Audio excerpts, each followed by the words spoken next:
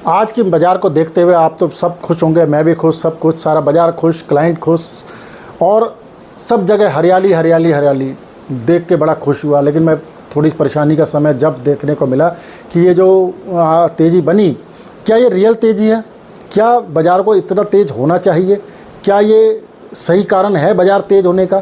मेरे हिसाब से तो नहीं, क्योंकि जो मेरी स्टडी कहती है, जो मैं चार्ट देखता हूँ या जो खबरें आ रही हैं वो इतनी नेगेटिव खबरें हैं कि मैं आपको कोई डराने वाली बात नहीं है, लेकिन फिर भी उन खबरों से बहुत ही सावधान रहने की ज़रूरत है।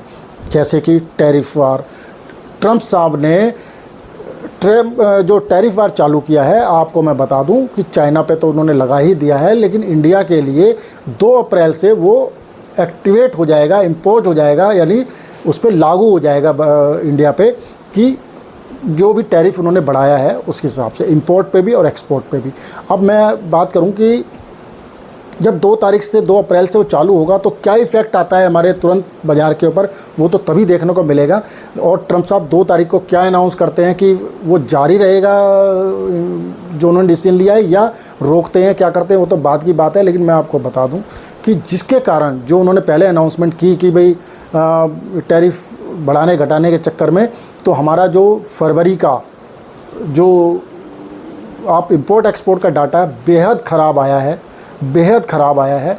और जिससे हम ये देख रहे हैं कि हमारा इंपोर्ट भी घटा है, एक्सपोर्ट भी घटा है। अब भैया फिर तो आप कहेंगे कि भैया इंपोर्ट भी घटा है, एक्सपोर्ट भी घटा है, तो हमारा जो ट्रेड डेफिसिट है वो कम हुआ है। कम हुआ है मतलब फ़ायदे की चीज़ है। जब ट्रेड डेफिसिट कम होता है तो ये एक फ़ायदा होता है, लेकिन ये फ़ायदे की चीज़ नहीं, क्योंकि हमारा इंपोर्ट भी घटा है तो एक्सपोर्ट भी घटा है।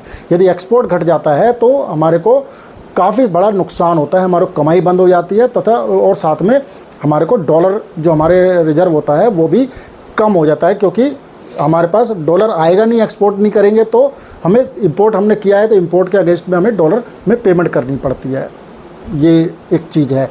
अब आपको पता ही होगा ट्रेड डेफिसिट किसे कहते हैं। ट्रेड डेफिसिट का मतलब होता है कि जब हमारा इंपोर्ट ज़्यादा हो और एक्सपोर्ट कम हो तो उसे ट्रेड डेफिसिट बोलते हैं, और जब इंपोर्ट कम हो और एक्सपोर्ट ज़्यादा हो तो वो ट्रेड सरप्लस बोला जाता है। चाइना की जो इकनॉमी है, चाइना ट्रेड सरप्लस में काम करती है, जबकि इंडिया इंपोर्ट ज़्यादा करती है, एक्सपोर्ट कम करती है, तो इसलिए हमारा ट्रेड डेफिसिट आता है।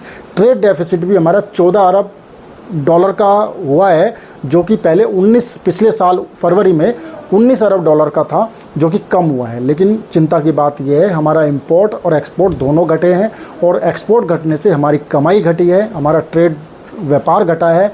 और जब हमारा व्यापार